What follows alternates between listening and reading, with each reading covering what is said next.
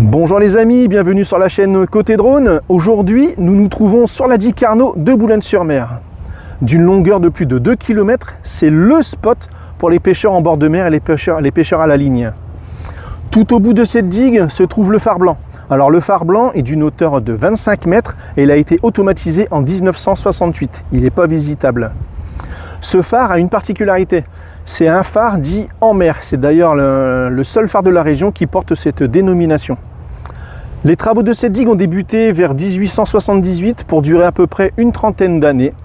Et pourquoi la digue porte-t-elle le nom de la digue Carnot? C'est parce que tout simplement c'est le président de la République de l'époque, Sadi Carnot, qui est venu inaugurer les infrastructures, donc cette digue, d'où le nom de Sadi Carnot.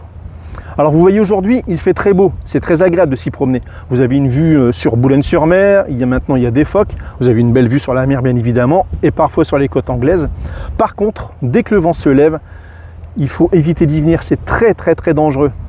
Le phare que vous voyez là, les vagues, quand la houle vient, avec les fortes vagues, avec les forts vents, les vagues passent facilement au-dessus. Et cette digue est impossible à être traversée. C'est très dangereux.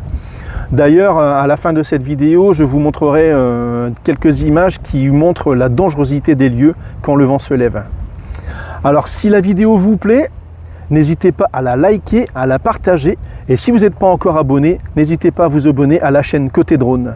Allez, c'est parti!